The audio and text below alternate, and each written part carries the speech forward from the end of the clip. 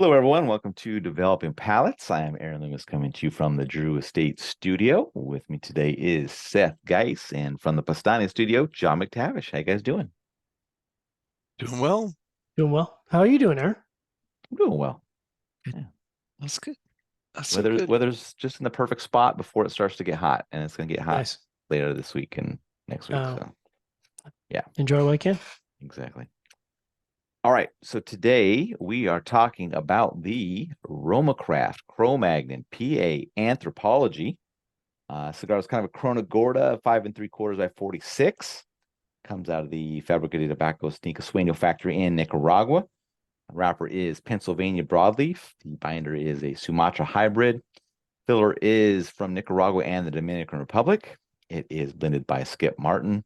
Price point is $11.60, and cigars released in March of 2024. So, with all that out of the way, Seth, what was your overall experience like with this cigar? This is to confirm the new CroMagnon, correct? Correct. Yeah. I just Silver text, not white text. silver Yep. text, not white text. Yeah, this That's is right. the new CroMagnon moving forward. Correct. Yeah, listen, Unless Connecticut wants to get their shit together and start making broadleaf, which would be nice. do you think that's why we'll get to that in the end. We'll talk about it in the at the end because I want I can speak at great lengths about this. So So, all right, so the first third begins leather, tannin notes, earth, dark cocoa, licorice, tobacco, espresso beans, minerals. There's a lot going on. I mean, it's just packed full of that Pennsylvania broadleaf and, flavor profile that Skip delivers. Medium full to full in strength and body. It's balanced, but it's rich, it's heavy, it's nice. Second, third kind of really delivers those same qualities. It's wood, cocoa, earth, dark chocolate. There are some licorice qualities that are really present in this third. At this point, it's like the full strength and body, and then the final third really just continues to deliver that.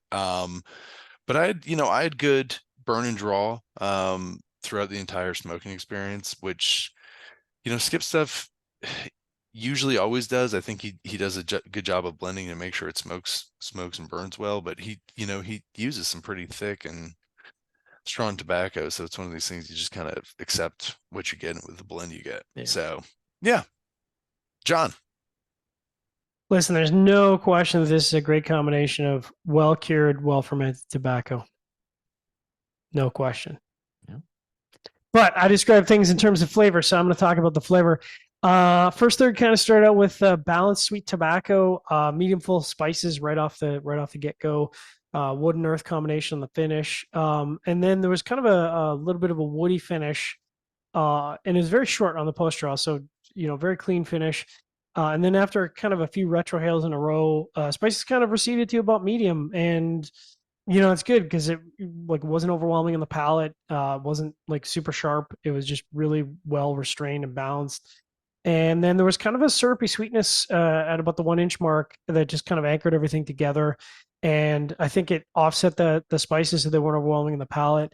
A little bit of chocolate breaking into the retrohale and a little bit of pepper to accent on the finish. So, checked a lot of boxes in the first third. As Seth was saying, I mean, it's definitely a medium full profile, which that's what they make. And second, third, creamy tobacco, medium strength spices, and then medium earth to provide an offset to the sweetness on the finish. And that profile was really consistent to about the halfway point. And at the halfway point, the earth kind of dropped down to light plus, and I got some cinnamon on the finish, which was really nice. Really refreshing on the palate, if that makes sense on the post draw. And then there's almost like a and I got this on another cigar, but there's almost like a salty, peaty smoke on the retrohale, and it's like, we've talked previously on cigars about like a barbecue smoke, and it's kind of like that, but without the meatiness. So it's like really that peaty smoke, and I found that kind of interesting and engaging. And then last third, creamy tobacco leading off, light plus spices and earth again through the center and finishing. Spices and earth kind of really defining the post draw, and then the wood that was present was really just kind of an afterthought, just a real accent note. And then as it progressed, the earth just dominated the post draw. Creamy sweet tobacco is a primary flavor driver on the bottom half. Unfortunately, I did have some burn issues. Could be me, hard to say. I had to do two relights, once in the first third and once in the second third. I always look at this stuff and try to sort of rule out user error. Usually, if there's a issue in like a relight in the first third, it's hard to say that smoking too slow because the cigar hasn't really been burning long enough for that to be the case. But I didn't really care, but I had to dock it for burn, unfortunately. And then the draws parked the course. So yeah, this was man, this is good. This was a good cigar. Aaron, what about you? Yeah, for me, the cigar started with earth, toasted oak, and black pepper. The earth later gained a light creaminess and then some smokiness joined a bit later. Second third saw some dark roast coffee join in, and then the final third saw the toast level become pretty heavy and the creaminess and coffee kind of dropped out of the profile. I thought the cigar had a nice profile through the first two thirds that carried some pretty good balance to it. Fell off a bit in the final third as that toast ramped up and some components departed. But this is a pretty good offering for a line that had to, make some changes due to, tobacco availability. So I'd come back to this on occasion, and with, all the different Vitolas that are offered, I'd be up for trying to, a larger ring gauge to kind of go the different direction here. I think Skip kind of prefers to or says that people should try it in the larger ring gauges, but if you're going to offer it in a Vitola like this, I'm going to try this one because it just interests me. So, but it's good. So let me try the thicker ring gauges, see how those go, and see if it kind of runs through the whole portfolio for this line. So, yeah, it was good. All right, getting into the scores, we're going to start at the top with Seth at 6.82.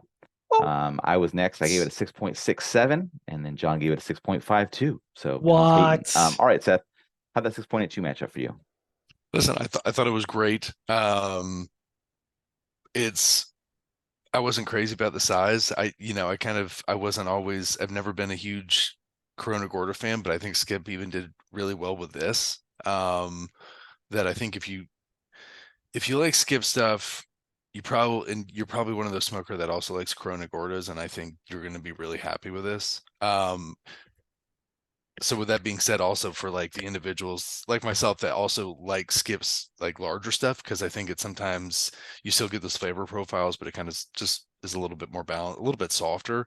I look forward to it in like the the knuckle dragger. I always love that size. Yeah, and the mandibles. Yeah, and it's just he's got so many sizes that I think you're gonna find something that you really like, and he blends well to it. So I'd love to smoke. Yeah, I want to smoke other Vitolas in the line. I wish he did like a little sampler box so that I could be a nerd and try that out. There's purveyors out there that I think are doing samplers. Yeah, so it's really good.